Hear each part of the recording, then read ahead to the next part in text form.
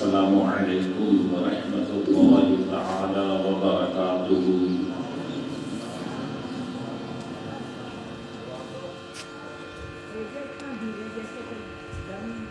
الحمد للہ الذی وحدہ والصلاة والسلام علی من لا نبی بعدہ وعلی آلہ وصحبہ دائما ابدا ابدا، اما بعد۔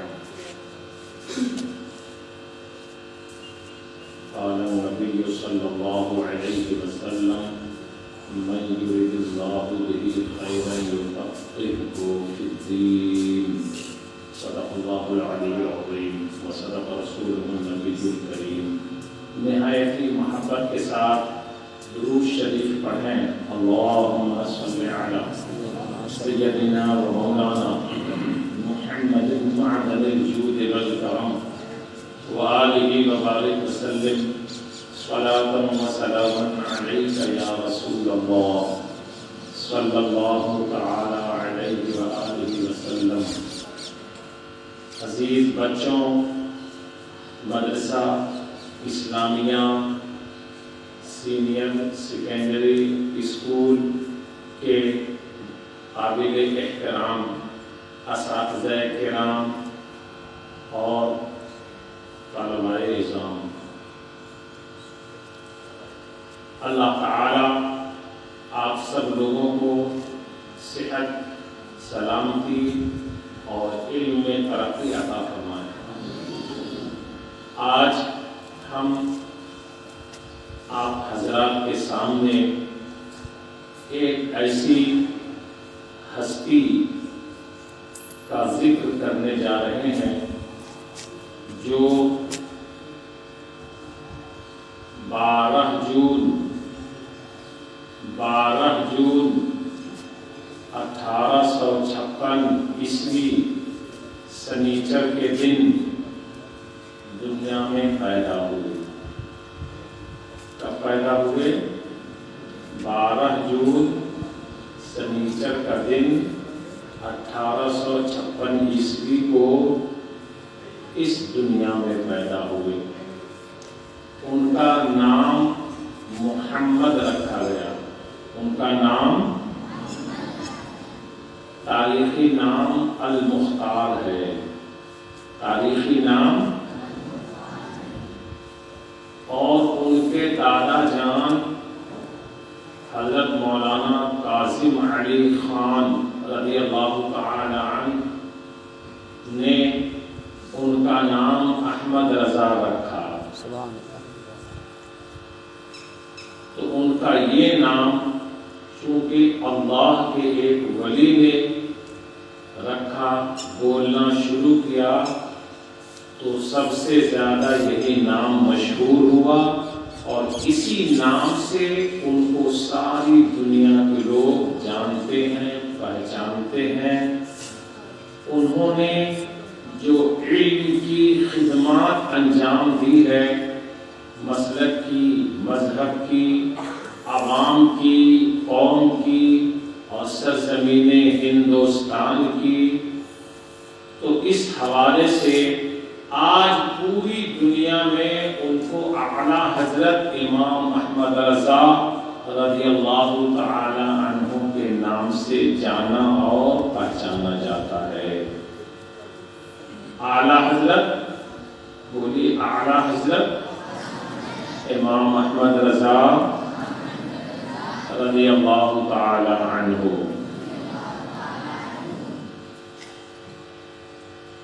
ان کی وفات یعنی ان کا انتقال پرملال چاند کی 25 تاریخ، اس مہینے کی 25، کل جو ہے نا 25 ہے، 25 تاریخ جمعہ کا دن، 25 تاریخ جمعہ کا دن 2:38 پر، ٹھیک اس وقت جب خطبہ کا اذان ہو رہا تھا اور مؤذن پکار رہا تھا حی علی الفلاح، کامیابی کی طرف آ جاؤ، اسی وقت روح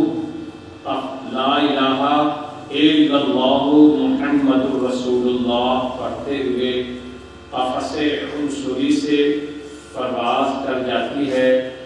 आपके सामने नज़ा के वक्त बड़े बड़े उलमा, फुक़हा, मुहद्दिसीन, मुफक्किरीन, औलिया, अवतार, गौस, कुतुब, अब्दाल सब बैठे हुए थे।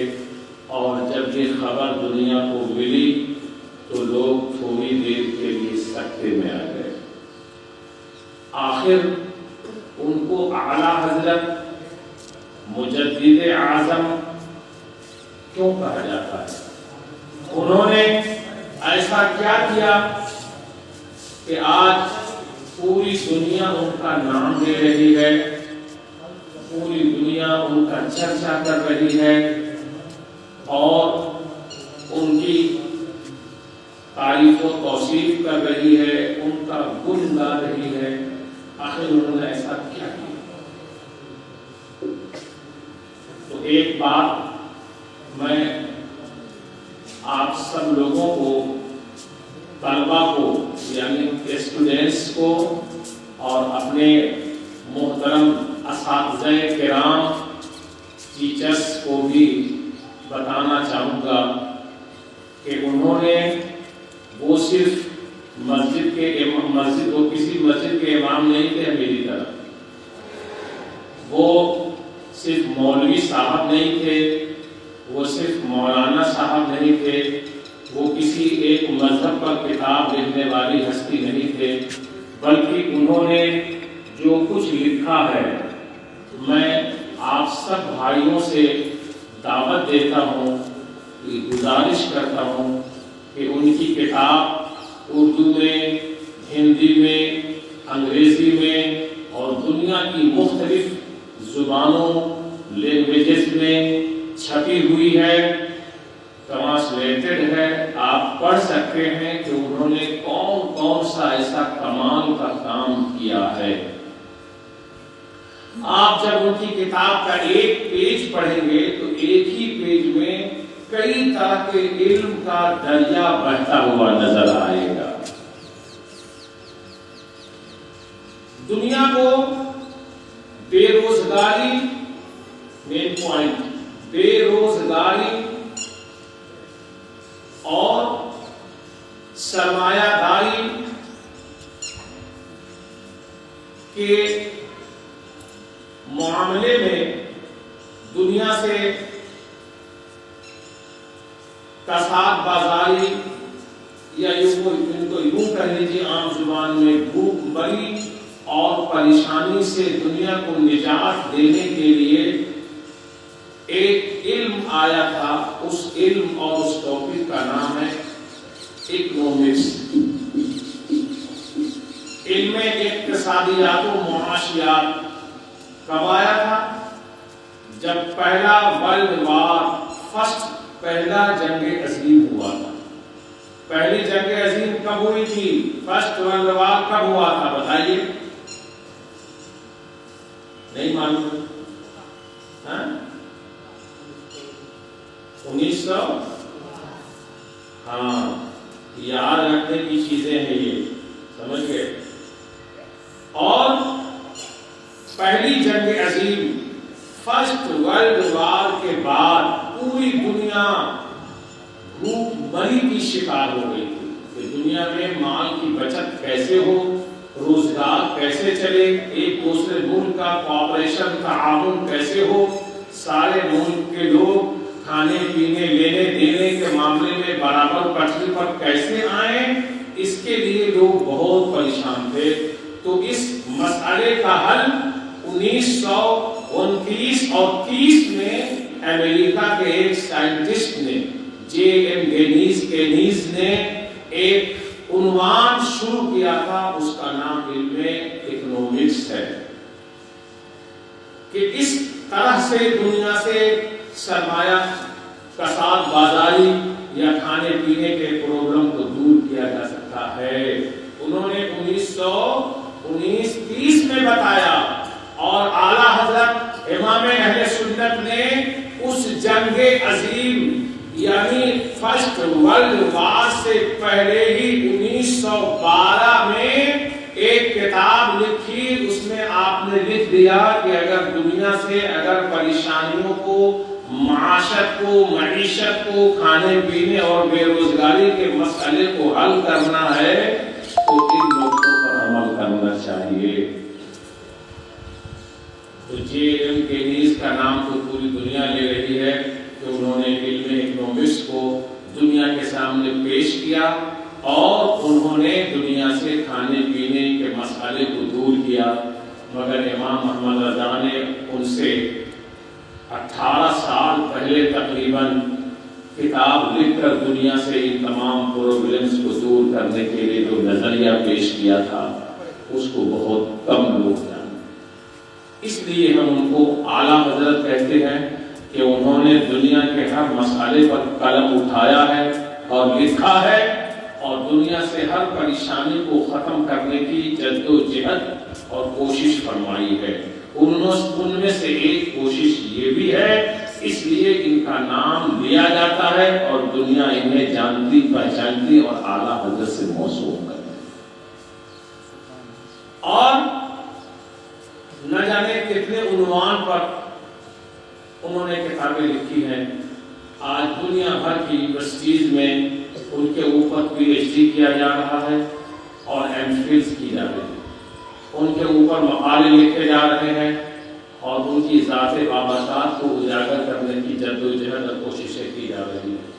ہم ایک کتاب پوری نہیں پڑھ پاتے، 1-2 پیجز لکھتے ہیں تو تھک جاتے ہیں، اور اعلیٰ حضرت کو اللہ نے وہ کون سی طاقت و قوت عطا فرمائی کہ آپ نے 1100 کتابیں لکھ کر دنیا کے سامنے پیش فرمایا۔ کتنی کتابیں لکھی آپ نے؟ 1100 کتابیں لکھی، اور کتنے علم پر، کتنے ٹاپکس پر لکھا آپ نے؟ 55 علوم و فنون پر، جو 105 ٹاپکس بنتے ہیں۔ کتنے ٹاپکس پر لکھا آپ نے؟ 105 ٹاپکس پر آپ نے 1100 کتابیں دنیا کے سامنے پیش کر دیا، جو آج بھی موجود ہے۔ جو ان کے علم کے سمندر سے موتی چننا چاہتے ہیں وہ ان کی کتاب کو پڑھیں، انشاءاللہ ان کی دنیا بھی سدھر جائے گی، آخرت بھی سدھر جائے گی۔ جو دنیا کو حاصل کرنے کے لیے پڑھنا چاہتے ہیں تو ان کو وہاں وہ غذا ملے گی، جو دین کو رسول کی غذا لینا چاہتے ہیں ان کو بھی وہاں وہ غذا ملے گی۔ اللہ تبارک و تعالی ہم سب لوگوں کو ایسے دینی اور مذہبی کام کرنے والوں سے محبت کرنے کی توفیق رفیق عطا فرمائے، جنہوں نے اپنے لیے بھی اور سب کے لیے، اپنے ملک کے لیے، سب کے لیے بہت بڑا کارنامہ انجام دیا ہے۔ اللہ تعالیٰ ان کی قبر انور پر ہمیشہ رحمت و نور کی برسات فرمائے۔